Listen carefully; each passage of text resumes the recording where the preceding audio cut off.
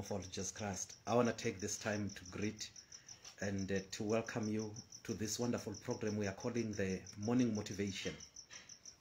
Of course, it is a morning motivation because it is only on this program that we are focusing on bringing you a word that is intended to motivate you.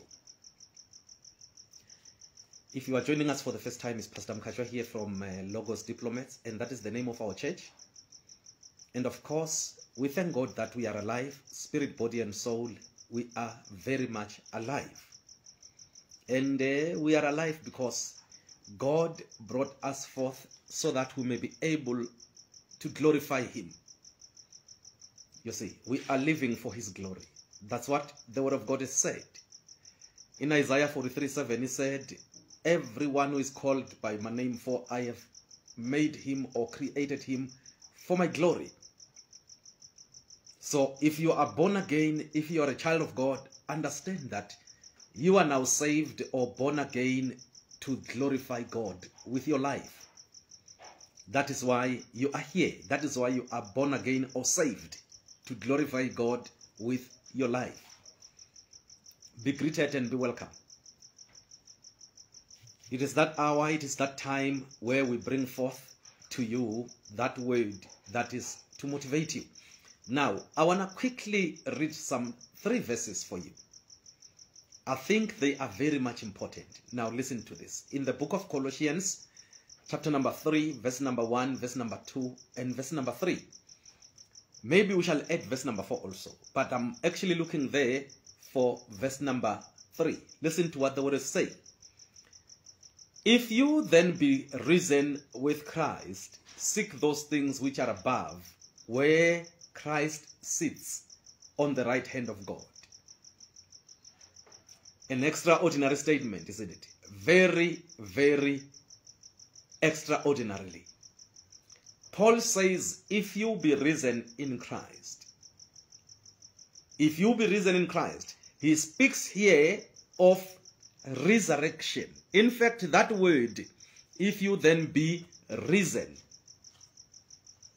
synagerio in the Greek, of course, it depicts to rise up together, or like you are being resurrected. When did you die? That may be the biggest question, because if the writer tells you that you are now risen, that means at some point of life, you died and you were brought back to life. You see, when one believes in the gospel by receiving Jesus Christ as Lord and Savior, or by confessing Him, according to Romans 10, verse 9 and 10, confessing Him that He is Lord and Savior of your life, according to the system of the world, you die. But according to God, you are being raised again into the newness of life. And that newness of life is when now you are doing life with Christ, no longer alone. You are living your life now with Christ, you see now. In other words, according to the system of the world, He tells you that you are dead. According to the elements of the world, He tells you that you are dead. In other words, the things that are negatively affecting others, they don't have power to affect you anymore now. Why? Because you are born again, you see. So if you are born again, you died according to the system of the world. You died according to the elements of the world. And it tells you that you are now raised to the newness of life. That's why in 2 Corinthians chapter number 5 and verse number 17, he said, if any man be in Christ, he is a new creature. All the things are passed away. Behold, all things are become new. Because you are a brand new person now in Christ. Hallelujah to the Lord. That's awesome. That's beautiful. You are a new person now in Christ. Then it tells you something. Since you are born again, or you are raised back to life with Christ. Because when Jesus died on that cross, I've been telling you this, that you died in Him. When He was buried, you were buried in Him. When He was raised back to life, you were raised back to life with Him. Or, of course, you can use the word in him. You were included in his crucifixion. You were included in his death. You were included in his burial. You were included in his resurrection. You see now. By faith in him. In other words, when you confess or believe that Jesus Christ is Lord of your life, you are being counted to the sufferings, the death, the crucifixion, the death, and the resurrection of life. Of Christ. In other words, in the now, as you are listening to me, if you are born again, if you are a child of God, you have entered into the newness of life with Christ. That is found also in Christ. And that is incredible, isn't it? That is incredible. Then it tells you something important in Colossians. Reason with Christ. Seek those things which are above. Never concern yourself so much about what you are seeing happening in this life, about what you are hearing people saying about you in this life. You are no longer in their class, you see. You are no longer in the class of those who are not saved. You are a new man now. That's why your language should always be different. The way you talk should always be different. Never talk like one who is not born again, but rather talk like a new person in Christ. You see, the way you think, never think like those who are not born again, but think like one who is now in Christ. Your behavior, the way you do things, should always be different. Never try to compete with anyone, because you are not in competition with anyone. You are just living your new life in Christ. Oh, that is incredible. That is beautiful. You are just living your new life now where? In Christ. Not in competition with anyone, because nobody can compete with you but yourself. So never try to fit in. You can't. You see, it's like an eagle trying to fit in the chicken coop where there are chickens. Huh? It is not going to fit in. Because of course an eagle flies higher. Chicken can't fly. They fly, yes, but to the limit. Eagles are soaring on high. They are competing with clouds in the sky. Chicken can't reach there. So when an eagle say, oh, I wanna prove to them that I am powerful. I wanna prove to chicken that I'm powerful. Mr. Eagle will be demoting himself, because chicken are not in his class. You see, they are not in his class. And I'm saying this to you. People at times you are tempted to compete with, they are not on your class. Totally not. There is no need for you to prove the point or to prove yourself to them. They are not in your class. That's it. You see, you are living a higher life. Not the life from beneath, but you are living your life above the clouds. And focus there. He tells you, if you be then risen with Christ, seek those things which are above. Your focus should be above. Always you are saying, Father, download more wisdom upon me. Download more knowledge upon me. I've got mountains to climb. I am not going downward. Remember, you are going upward. So you've got mountains to climb. You are no longer going to valleys. To do what? You are not going up, down there. You are going up there. Always you are moving forward and upward. Then it tells you, seek those things which are above, where Christ sits on the right hand of God. You see, that's where your focus should be. Every day, your assignment is to make yourself a better person. In your talk, the way you talk, you must become better by day. In your conduct, you must become better by day. In everything, even financially, you are to improve daily. You see, you are to improve daily. The blessings that are counted upon your life are supposed to increase and to improve daily. And that is the focus you are to have. To make sure that, you are keeping on soaring high. You are climbing higher and higher and higher every day. Paul says, keep your focus there. Verse number 2. Set your affection on things above, not on things on the earth. He says, set your affection. Set your focus.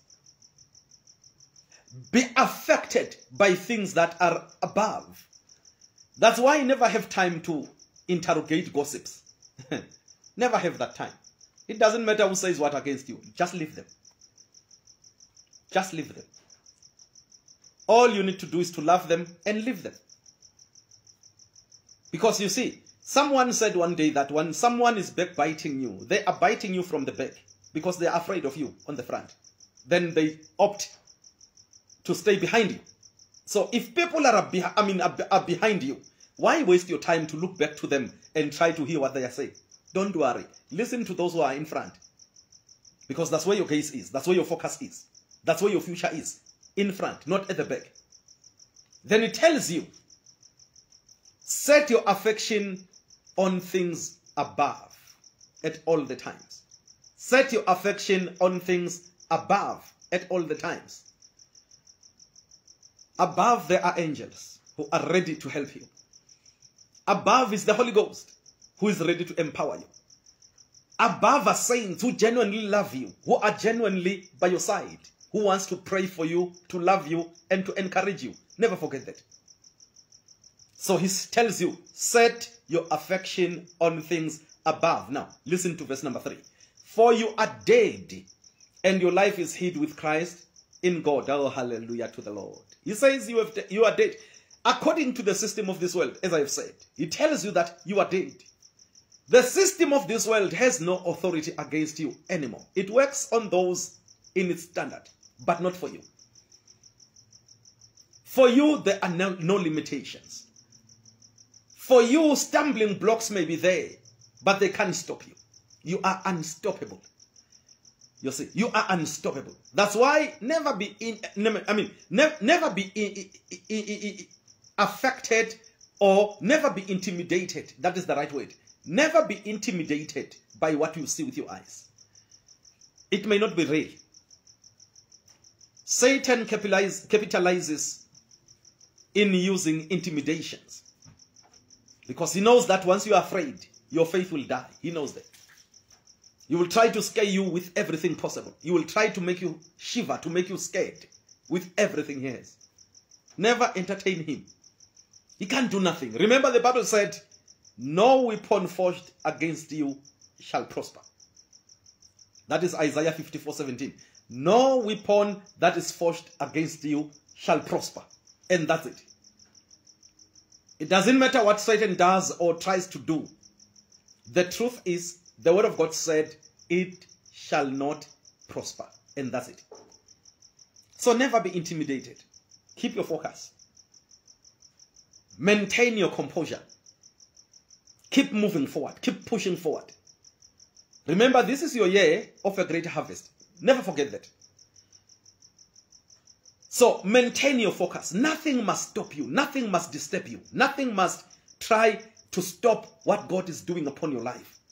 Keep on collecting the harvest. Keep on collecting. As the Lord is blessing you, keep on piling. Keep on piling. And remember, as I've been saying, and I'm saying it again this morning, the best way to spend your blessings is when you are saving them. Save money as much as you can. Save it. Never waste. Never be a wasteful spender. Never waste. Be accountable for every cent you are spending. It's not being stingy. It's being accountable.